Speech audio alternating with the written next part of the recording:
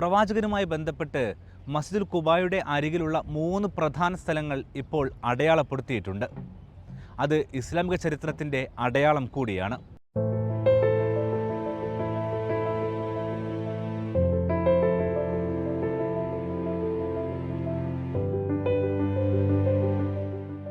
മക്കയിൽ നിന്ന് ശത്രുക്കളുടെ അസഹനീയമായ ഉപദ്രവവും വധഭീഷണിയും നേരിട്ട സാഹചര്യം.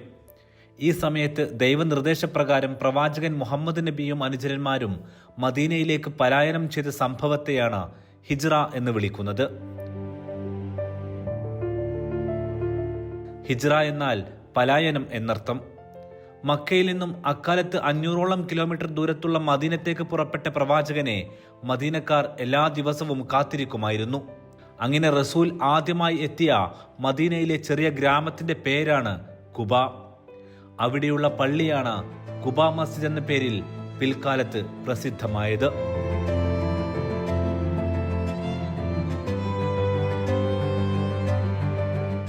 മദീനയുടെ തെക്ക് ഭാഗത്തുള്ള ഖുബ മസ്ജിദിന് പ്രവാചകന്റെ കൈകളാൽ നിർമ്മിക്കപ്പെട്ട ആദ്യ പള്ളി എന്ന പ്രത്യേകതയുമുണ്ട്.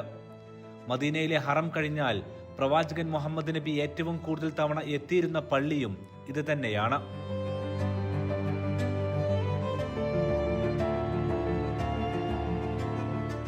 ഇതാണ് പണ്ടുകാലത്തെ ഖുബായുടെ ചിത്രങ്ങൾ.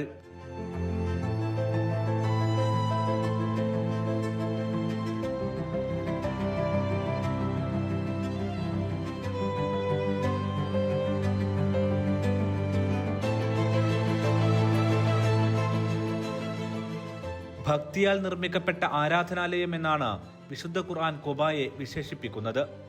ആരെങ്കിലും ഇവിടെയെത്തി ശാരീരിക ശുദ്ധി വരുത്തി 2 റക്കാത്തുകൾ നമസ്കരിച്ചാൽ അത് ഒരു ഉംറക്ക് തുല്യമാണെന്നാണ് പ്രവാചക പാഠം.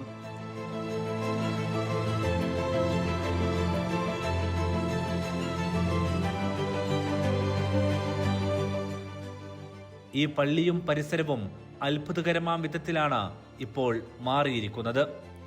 ഒരു വർഷം മുമ്പൊക്കെ മദീനയിൽ വന്നവർ ഇപ്പോൾ ഖുബായെ കാണുമ്പോൾ അമ്പരന്ന് പോകും.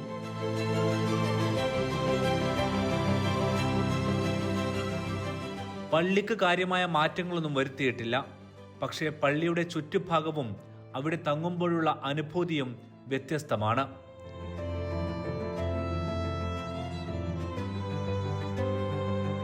പ്രവാചകന്റെ മദീന കാലത്ത് അദ്ദേഹം അനുചരന്മാരുടെ കൂടെ ഇടപഴകിയ സ്ഥലം കൂടിയാണ് ഖുബ. അദ്ദേഹത്തിന് കൂടുതൽ അനുചരന്മാരുണ്ടായിരുന്നതും അവരുടെ താമസ കേന്ദ്രങ്ങളും ഇതിന് ചുറ്റുമായിരുന്നു. അദ്ദേഹത്തിന് ഏറ്റവും ഇഷ്ടപ്പെട്ട സ്ഥലം കൂടിയായിരുന്നു ഇവിടം.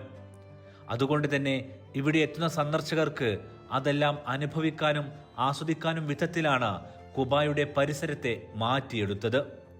കോവിഡിന് ശേഷം ഓപ്പൺ എയർ സ്പേസുകളാണ് സൗദിയിൽ പള്ളികൾക്കെല്ലാം കൂടുതലായി ഉപയോഗിക്കുന്നത്. കുട്ടികളെയൊക്കെ നല്ല തിരക്കുള്ള പള്ളികളിലേക്ക് പ്രവേശിപ്പിക്കാൻ നിയന്ത്രണമുണ്ടാകാറുണ്ട്. അതുകൊണ്ട് തന്നെ ഖുബായുടെ വികസനത്തിലും ഇതേ മാതൃക തന്നെയാണ് സ്വീകരിച്ചത്. ഇവിടെ പള്ളിയുടെ മുറ്റം ഇപ്പോൾ പള്ളിയുടെ ഉൾഭാഗം പോലെ തന്നെ. നമസ്കാര സമയമാകുമ്പോൾ കാർപ്പറ്റും കുടയും നിവർത്തും. നമസ്കാര ശേഷം ആളുകൾക്ക് ഇടപഴകാനും മറ്റുമായി മാറുകയും ചെയ്യും. ഖുബായുടെ വികസനത്തോടൊപ്പം പരിസരത്തെ ചരിത്ര പ്രദേശങ്ങളും വികസിപ്പിച്ചു കഴിഞ്ഞു. മറഞ്ഞുപോയതും അടയാളമില്ലാതെ പോയതുമായ സ്ഥലങ്ങൾ ചരിത്രകാരന്മാരുടെയും പണ്ഡിതരുടെയും സഹായത്തോടെ ശാസ്ത്രീയ പിന്തുണയോടെ പുനഃസ്ഥാപിച്ചു. ഖുബ പള്ളിക്ക് 4 മിനാരങ്ങളും ചെറുതും വലുതുമായ 56 താഴികക്കുടങ്ങളുമുണ്ട്. പ്രവാചകന്റെ കാലശേഷം 3ാം ഖലീഫയായിരുന്ന ഉസ്മാൻ ബിൻ അഫ്ഫാൻ സ്വഹാബിയായിരുന്നു ആദ്യമായി പള്ളി പുതുക്കി പണിതത്. ഉമർ ബിൻ അബ്ദുൽ അസീസ് ഖലീഫ ആദ്യമായി മിനാരവും പണി കഴിപ്പിച്ചു. ഒട്ടോമൻ ഭരണകാലത്തും പള്ളി പുതുക്കി പണിതു.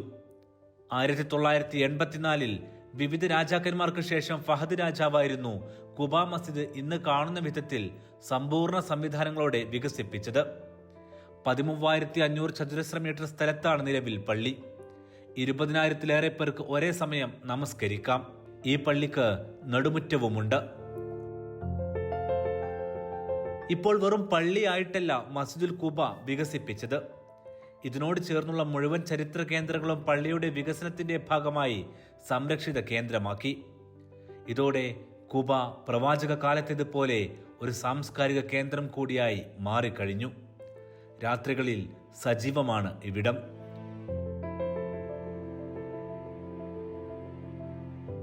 നിലവിൽ പള്ളി 50,000 ചതുരശ്ര മീറ്റർ വിസ്തീർണമുള്ളതാക്കിയാണ് വികസിപ്പിച്ചത്. സ്വകാര്യ വ്യക്തികളിൽ നിന്നും സ്ഥലം ഏറ്റെടുത്ത് അവർക്ക് നഷ്ടപരിഹാരവും നൽകി. റസൂലിന്റെ കാലത്ത് ഏതു രൂപത്തിലായിരുന്നോ കുബായും പരിസരവും അതേ തരത്തിലേക്കാണ് ഇപ്പോൾ മാറ്റിയിരിക്കുന്നത്. എങ്കിലും ചില വ്യത്യാസങ്ങളുണ്ട്. അത്യാധുനിക സാങ്കേതിക വിദ്യകൾ ഇതിന്റെ വികസനത്തിൽ ഉപയോഗപ്പെടുത്തിയിരുന്നു. ലോകത്തിന്റെ ഏത് ഭാഗത്തു നിന്നും സന്ദർശകരെത്തുന്ന മദീനയിൽ അവർക്ക് ഏറെ നേരം സ്വസ്ഥമായി കഴിയാനാകും വിധത്തിലാണ് കുബായുടെ ചുറ്റുഭാഗങ്ങൾ വികസിപ്പിച്ചെടുത്തത്.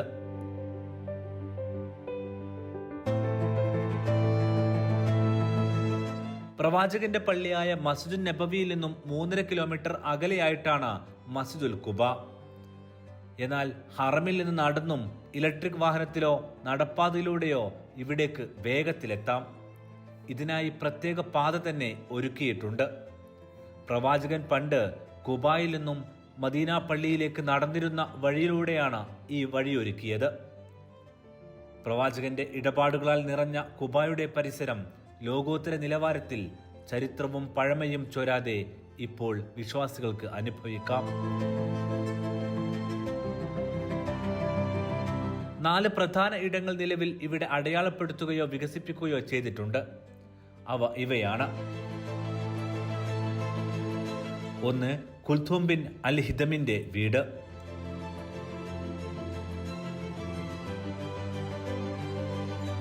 മദീനയിൽ പ്രവാചകനെ ഹൃദ്യമായി സ്വീകരിച്ച ഔസ് ഗോത്രത്തിലെ ബനി അമ്ര ബിൻ ഔഫ് ഗോത്രത്തിലെ പ്രമുഖനായിരുന്നു കുൽഥൂം ബിൻ അൽ ഹിദം. മക്കയിൽ നിന്ന് പലായനം ചെയ്ത് മദീനയിലെത്തിയ പ്രവാചകൻ താമസിച്ചത് ഇദ്ദേഹത്തിന്റെ വീട്ടിലായിരുന്നു. ആ വീട് നിലനിന്ന സ്ഥാനമാണിത്. കുബാ പള്ളിക്ക് നേരെ മുന്നിൽ നിന്നാൽ പള്ളിയുടെ ഇടതുവശത്തായിരുന്നു വീട്. അതിന്റെ ഇടം ഇപ്പോൾ അടയാളപ്പെടുത്തിയിട്ടുണ്ട്.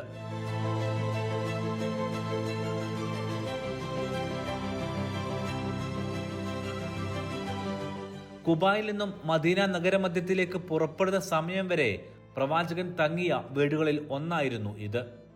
പ്രവാചകന്റെ ഏറ്റവും അടുപ്പമുള്ള അബൂബക്കർ സിദ്ദീഖ് ഖലീഫയും ഈ വീട്ടിൽ അന്ന് അദ്ദേഹത്തോടൊപ്പം തങ്ങിയിട്ടുണ്ട്. പ്രവാചകൻ മദീനയിലെത്തി 3-ാം ദിനമാണ് മറ്റൊരു അടുത്ത അനുചരനായ അലി ഇബ്നു അബി ത്വാലിബ് ഖലീഫ എത്തുന്നത്. അദ്ദേഹം ഉൾപ്പെടെ നിരവധി സ്വഹാബിമാരും ഈ വീട്ടിൽ അതിഥികളായി താമസിച്ചിട്ടുണ്ട്.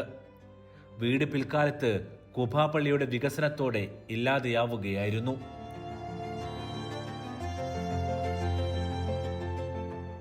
2. സാദ് ബിൻ ഹൈത്തമയുടെ വീടിന്റെ സ്ഥാനം.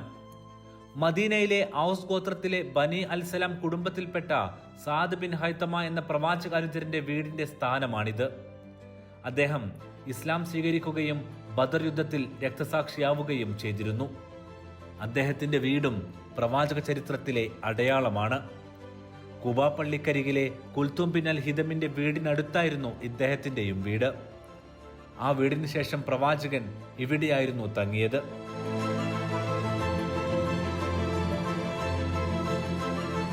കാലക്രമേണ പള്ളി വികസിച്ചപ്പോൾ ഈ വീട് പള്ളിയുടെ ഭാഗമായി തീർന്നു.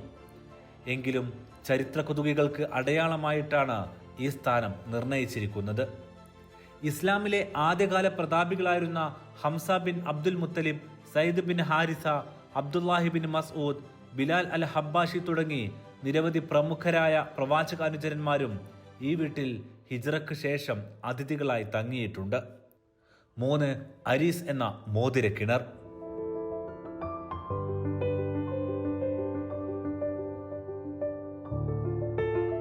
അരീസ് കിണറിൻ്റെതാണ് ഈ സ്ഥാനം. കുബാ മസ്ജിദിന്റെ തെക്ക് പടിഞ്ഞാറ് വശത്താണിത്. അതായത് പള്ളിയുടെ മുൻവശത്ത് അഭിമുഖമായി നിന്നാൽ പിൻവശത്ത് ഇടതുഭാഗത്തായി. മോതിരക്കിണർ എന്ന പേരിലും ഇതറിയപ്പെടുന്നു. പ്രവാചകന്റെ പ്രിയപ്പെട്ട മോതിരം ഈ കിണറിൽ വീണ് നഷ്ടമായിരുന്നു. ഉസ്മാൻ ബിൻ അഫ്ഫാൻ ഖലീഫയുടെ കാലത്തായിരുന്നു ഈ മോതിരം കിണറിൽ വീണ് നഷ്ടമായത്. അതാണ് മോതിരക്കിണർ എന്നും പേര് വരാൻ കാരണം. പ്രവാചക ചരിത്രത്തിലും ഈ കിണർ പരാമർശിക്കപ്പെട്ടിട്ടുണ്ട്. പ്രവാചകനൊരിക്കൽ ഈ കിണറിന്റെ പടവിൽ ഇരുന്നിട്ടുണ്ട്. അദ്ദേഹത്തിന്റെ വലതുവശത്തപ്പോൾ അബൂബക്കർ സിദ്ദീഖ് ഖലീഫയും ഇടതുവശത്ത് ഉമർ ഇബ്നുൽ ഖത്താബുമായിരുന്നു. സ്വർഗത്തിലെ കിനാവുകൾ പ്രവാചകൻ അവർക്ക് ഈ കിണറ്റിൻ കരയിലിരുന്ന് സംസാരിക്കുന്നതിനിടെ സമ്മാനിച്ചെന്നാണ് ചരിത്രം. 4. ബനി ഉനൈഫ മസ്ജിദ്. കുബാ പള്ളിക്ക് പിറകിൽ ഇടതുവശത്തെ പാർക്കിങ്ങിന് സമീപത്തായാണ് ഈ പള്ളി. പ്രവാചകൻ മദീന ഭരിക്കുന്ന കാലത്ത് അനുചരൻ തൽഹ അൽ ബറയുടെ വീടായിരുന്നു ഇത്.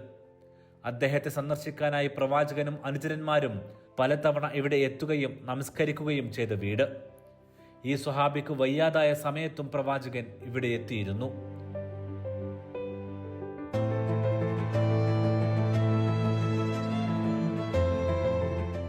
അന്നത്തെ പ്രധാന ഗോത്രങ്ങളായിരുന്ന ബനി അമ്ർ ബിൻ ഔഫ് ഗോത്രത്തിന്റെയും അൽ ഉസ്ബ ഗോത്രക്കാരുടെയും താമസ കേന്ദ്രത്തിന് ഇടയിലായിരുന്നു ഈ വീട് നിൽക്കുന്ന സ്ഥലം. ബനി അനീഫ് എന്നായിരുന്നു ആ ഗ്രാമം അറിയപ്പെട്ടിരുന്നത്. ആ പേരിൽ പിൽക്കാലത്ത് പ്രവാചക അനുയായികൾ നിർമ്മിച്ചതാണ് ഇക്കാണുന്ന പള്ളി. ഇതെല്ലാം വളരെ പ്രധാനപ്പെട്ട ഇടങ്ങളാണ്. പള്ളി നിർമ്മാണത്തിനിടെ പ്രവാചകന്റെ വിയർപ്പും ശ്വാസവുമെല്ലാം ഏറ്റുവാങ്ങിയ ഇടമാണ് കുബ. അവിടെ ഏത് ഭാഗത്തും ആളുകൾക്കിപ്പോൾ തങ്ങാം. വൻ തിരക്കാണ് വാരാന്ത്യങ്ങളിലും റമദാനിലുമെല്ലാം ഇവിടെയുള്ളത്.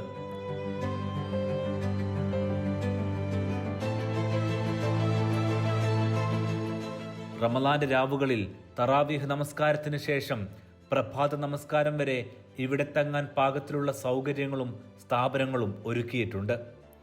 ഹറമിലേക്ക് ഇവിടെ നിന്ന് നടന്നും ഇലക്ട്രിക് കാറുകളിലും സൈക്കിളിലുമെല്ലാം പോകാം. ആ വഴി നീളെ പ്രവാചകൻ നിരന്തരം എന്നോണം സഞ്ചരിച്ചതാണ്.